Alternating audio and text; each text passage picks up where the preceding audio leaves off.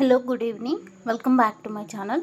So ఈరోజు మనము బ్లడ్లోని ఒక కాంపోనెంట్ ఆల్రెడీ మనం డిస్కస్ చేసుకున్నాము. అదే బ్లడ్ కాంపోనెంట్ అయిన ప్లాస్మా గురించి ప్రీవియస్ క్లాస్లో మనం డిస్కస్ చేసుకున్నాము. And in this class we are going to discuss about the formed elements, అంటే బ్లడ్ సెల్స్ అనమాట. There are 3 types of blood cells. They are erythrocytes or red blood cells, or we can call them as red blood corpuscles అని కూడా అనొచ్చు.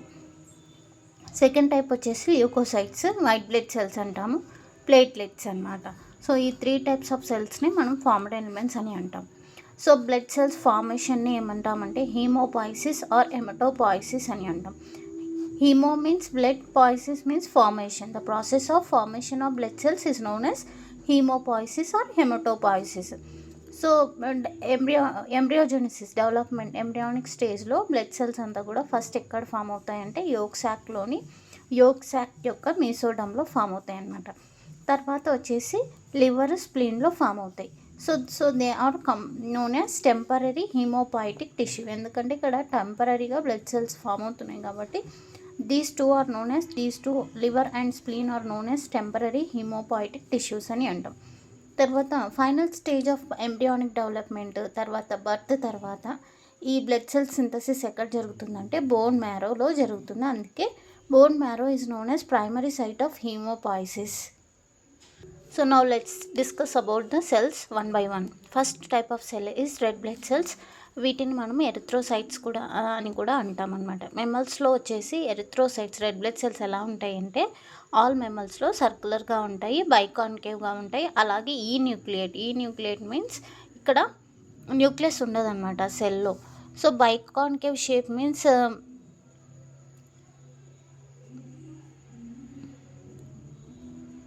So ఇలా ఉండడాన్ని biconcave shape అని అంటాము. మనం డయాగ్రామ్లో ఇలా చూడండి, this shape is known as biconcave shape అని అనమాట. క్యామెల్స్, లెమాస్లో వచ్చేసి ఎలిప్టికల్ షేప్లో ఉంటాయి. అండ్ బైకాన్కేవ్ షేప్ ఉన్నందువలన దీనికి ఏమవుతుంది, బైకాన్కేవ్ షేప్ ఉండడం వల్ల వాల్యూమ్ రేషియోకి లార్జ్ సర్ఫేస్ ఏరియాని ప్రొవైడ్ చేస్తుంది అనమాట. అందుకే గ్యాసెస్ ఎక్స్చేంజ్కి చాలా ఎక్కువ ఏరియా అనేది ఇక్కడ అవైలబుల్గా ఉంటుంది because of the biconcave shape. So biconcave shape provides large surface area to the volume of ratio, so thus providing more area for the exchange of gases exchange అంటే ఇక్కడ కార్బన్ డైఆక్సైడ్ అండ్ ఆక్సిజన్ రెండు exchange అవ్వడాన్ని exchange of gases అని అంటాము. And RBC యొక్క size వచ్చేసి మనకి 7.8 micrometers అని చెప్పొచ్చు. నంబర్ ఆఫ్ ఒక క్యూబిక్ మిల్లీమీటర్ ఆఫ్ బ్లడ్కి టోటల్ వాల్యూమ్ ఆఫ్ బ్లడ్ ఎంత ఉంటుందంటే మెన్స్లో అయితే 5 millions అని చెప్పుకోవచ్చు, ఫీమేల్స్లో అయితే ఉమెన్స్లో అయితే మ్యాన్లో అయితే 5 millions, ఉమెన్స్లో అయితే 4.5 millions ఒక క్యూబిక్ మిల్లీమీటర్లో తీసుకుంటే. So number of erythrocytes, decrease in the number of erythrocytes is known as erythrocytopenia. Red blood cells తగ్గిపోవడాన్ని ఎరిథ్రోసైటోపీనియా అని అంటాం. Erythro means red blood cells and penia means here cytopenia means decrease in the number of erythrocytes. So it leads to a condition known as anemia, రక్తహీనత అని అంటాం తెలుగులో. Anaemic condition అనేది వస్తుందన్నమాట. So ఒకవేళ అబ్నార్మల్గా ఆర్బీసీ కౌంట్లో ఇంక్రీజ్ అయితే, abnormal increase in the RBC number అయితే దాన్ని ఏమంటామంటే polycythemia. Poly means many.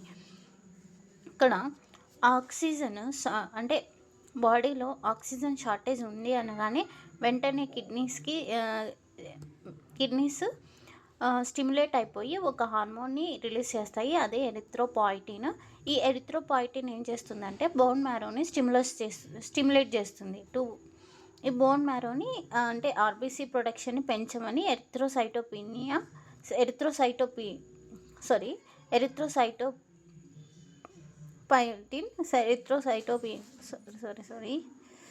Erythropoietin ఏం చేస్తుంది అంటే బోన్ మ్యారోని స్టిమ్యులేట్ చేస్తుంది అనమాట, ఆర్బీసీని ఇంక్రీజ్ చేయడానికి, ఆర్బీసీ ప్రొడక్షన్ని ఇంక్రీజ్ చేయడానికి ఇది స్టిమ్యులేట్ చేస్తుంది. అండ్ ప్రొడ్యూస్ అయినటువంటి ఆర్బీసీస్ మెచ్యూర్ కావాలి అంటే వాటికి 2 విటమిన్స్ కావాలి. One is B12 and folic acid. ఈ 2 are compulsory required for the maturation of RBC. So mammalian RBC చూసినట్లయితే it is surrounded by a plasma membrane.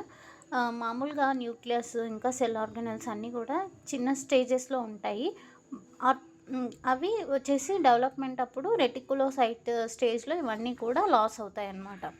ఆర్బీసీలో ఒక క్రోమోప్రోటీన్ ఉంటుంది, అంటే కలర్ ఇచ్చేటువంటి ప్రోటీన్ ఉంది, దాన్ని హిమోగ్లోబిన్ అంటాము. ఈ హిమోగ్లోబిన్లో చూసినట్లయితే 4 పాలీపెప్టైడ్ చైన్స్ ఉంటాయి. అందులో 2 ఆల్ఫా అండ్ 2 బీటా చైన్స్ అని చెప్తాము. అంతేకాకుండా 4 హీమో మాలిక్యూల్స్ కూడా ఉంటాయన్నమాట. ఈ హీమ్ మాలిక్యూల్స్కి మధ్యలో ఒక్కొక్క హీమ్ మాలిక్యూల్ మధ్యలో ఒక ఫెరస్ అయాన్ ఉంటుంది. సో ఈ ఒక్కొక్క Fe2+ అయాన్కి వచ్చేసి మనకు ఒక మాలిక్యూల్ ఆఫ్ ఆక్సిజన్ అనేది కంబైన్ అవుతుంది. అట్లా మనకు మొత్తం ఒక హిమోగ్లోబిన్లో 4 హీమ్ మాలిక్యూల్స్ ఉన్నప్పుడు టోటల్ నెంబర్ ఆఫ్ ఆక్సిజన్స్ ఎన్ని నెంబర్ ఆఫ్ ఆక్సిజన్స్ క్యారీ చేస్తుంది అంటే 16. ఎందుకంటే ఈచ్ 4 అన్నప్పుడు 4 హీమ్ మాలిక్యూల్స్ 16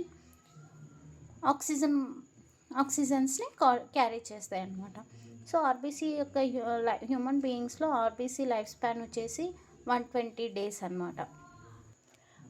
ఆఫ్టర్ 120 days అవన్నీ కూడా వార్న్ అవుట్ అవుతాయి. అవి ఎక్కడ అంటే స్ప్లీన్ అండ్ లివర్లో వార్న్ అవుట్ అవుతాయి అనమాట. This is about the RBC. And the second type of cells are white blood cells, we can call them as leucocytes. Leucocytes వచ్చేసి వీటిలో న్యూక్లియస్ ఉంటుంది, కలర్లెస్ అనమాట. ఈ వైట్ బ్లడ్ సెల్స్కి కలర్ అనేది ఉండదు. So they are known as colourless and complete cells. చాలా లార్జ్గా ఉంటాయి. ఇవి ఉంటే స్పెరికల్గా ఉండొచ్చు, రౌండ్గా ఉండొచ్చు, లేకపోతే ఇర్రెగ్యులర్ షేప్లో ఉంటాయన్నమాట. అంతేకాకుండా వీటికి అమీబాయిడ్ మూమెంట్ ఉంటుందన్నమాట. అమీబాయిడ్ మీన్స్ ఇర్రెగ్యులర్ షేప్ అని చెప్పుకున్నాం కదా, అదే అమీబాయిడ్ మూమెంట్. ఇవేం చేస్తాయంటే ఎక్స్ట్రా వాస్కులర్ ఏరియాస్కి మూవ్ అవుతాయి. అంటే ఎక్స్ట్రా మీన్స్ బ్లడ్ వెసల్స్ నుంచి బయటికి వెళ్ళిపోతాయి అన్నమాట. సో దాన్నే మనం extra vascular areas, the areas which are present outside of the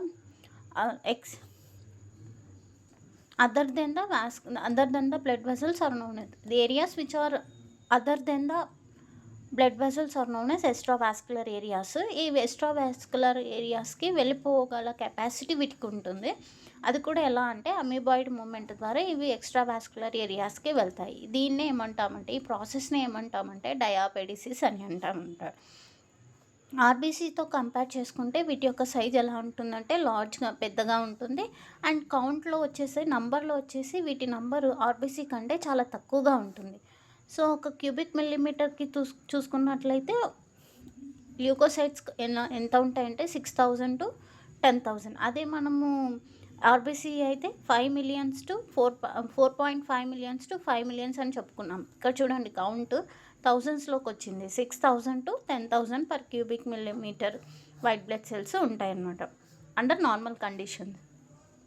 so formation of white blood cells form కావడాన్ని leukopoiesis, leuko means WBC and poiesis means formation.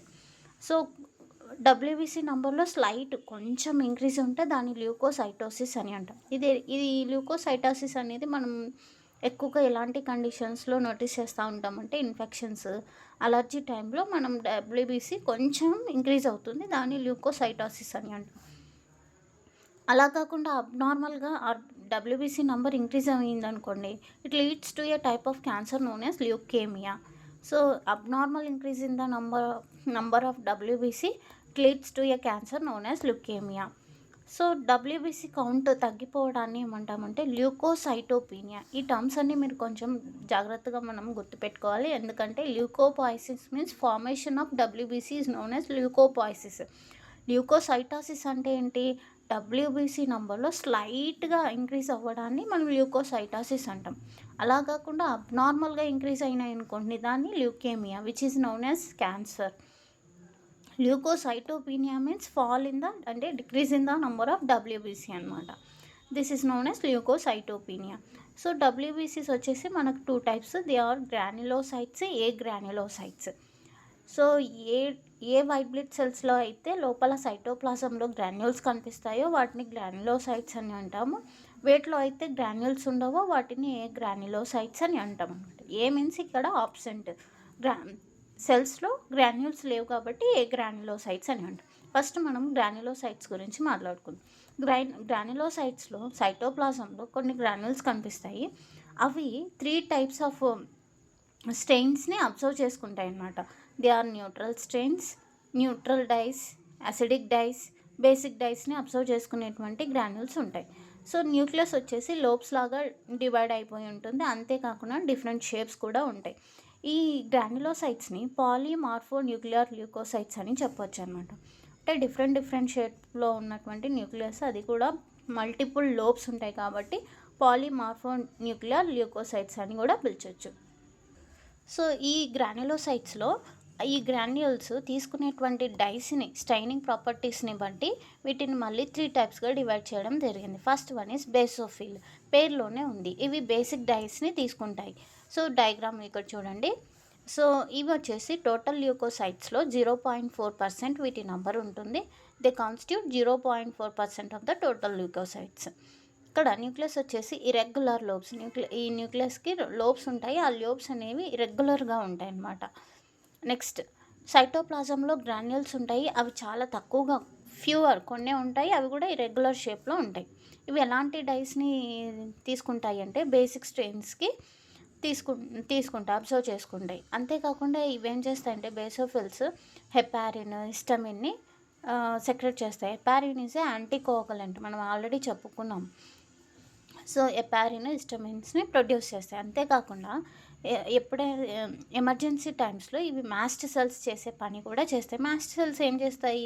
హెపారిన్ని, హిస్టమిన్ని produce చేస్తాయని మనం already మనము ఏరియోలర్ టిష్యూ గురించి మాట్లాడుకునేటప్పుడు చెప్పాను. Mast cells ఏం చేస్తాయంటే heparin అనే యాంటీకోగులెంట్ని produce చేస్తాయి.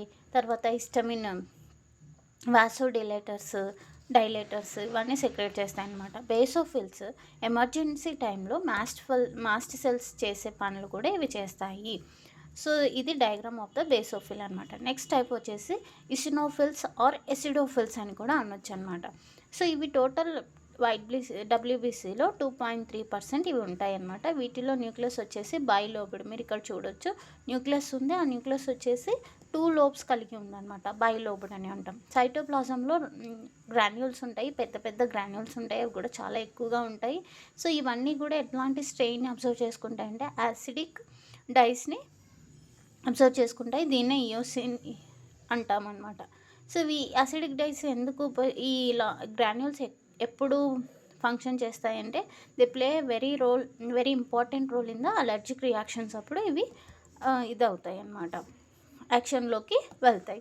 సో అలర్జిక్ రియాక్షన్స్ తర్వాత హెల్మెంత్ ఇన్ఫెక్షన్స్ ఏమైనా ఉన్నప్పుడు అట్లాంటి టైప్లో ఎసిడోఫిల్స్ నెంబర్ ఏమవుతుందంటే ఇంక్రీజ్ అవుతుంది. అంతేకాకుండా ఇవి ఏం చేస్తాయంటే యాంటీబాడీ కాంప్లెక్సెస్ని కూడా రిమూవ్ చేస్తాయన్నమాట. అంటే బాడీలో ఇన్ఫెక్షన్ టైంలో యాంటీబాడీస్ ఫైట్ చేస్తూ ఉన్నప్పుడు ఆ కాంప్లెక్సెస్ అన్నిటిని కూడా రిమూవ్ చేసేది ఎసిడోఫిల్స్ అనమాట. This is the diagram of acidophils. They constitute 2.3% of total leukocytes.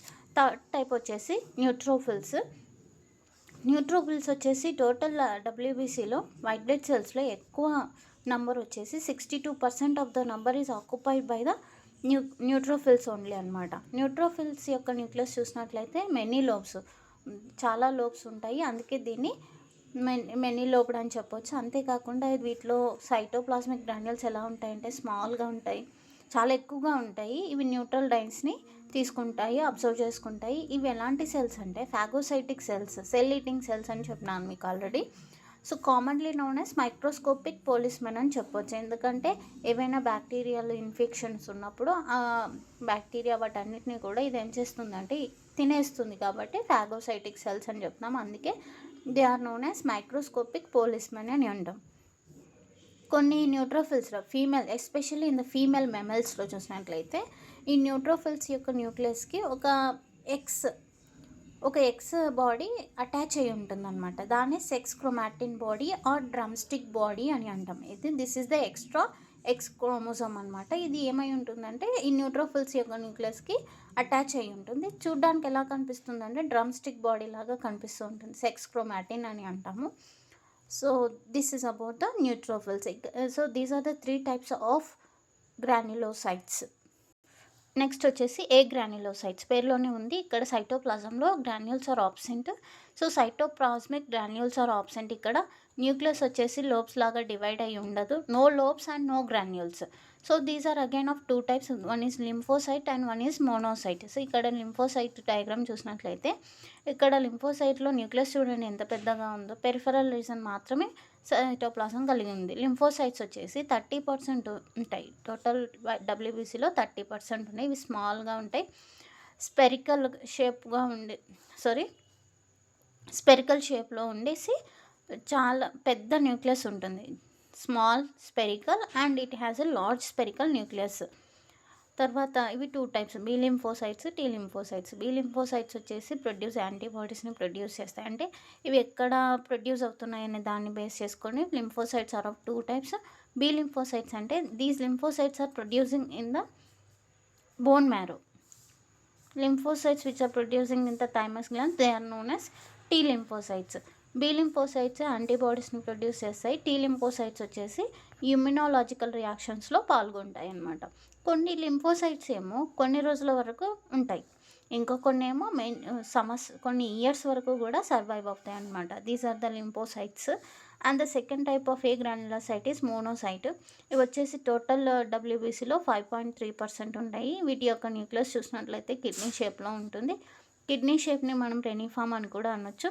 ఇవి లార్జెస్ట్ మూవింగ్ ఫాగోసైట్స్ అని చెప్పుకోవచ్చు. బ్యాక్టీరియా, సెల్యులర్ డెబ్రిస్ని ఇవి ఏం చేస్తాయంటే ఎంగల్ఫ్ తినేస్తూ ఉంటాయి. అంతేకాకుండా ఇవి ఏమవుతాయంటే కనెక్టివ్ టిష్యూలో మ్యాక్రోఫేజెస్ లాగా మారుతూ ఉంటాయి. This is about the formed elements of the blood. Thank you for watching my video.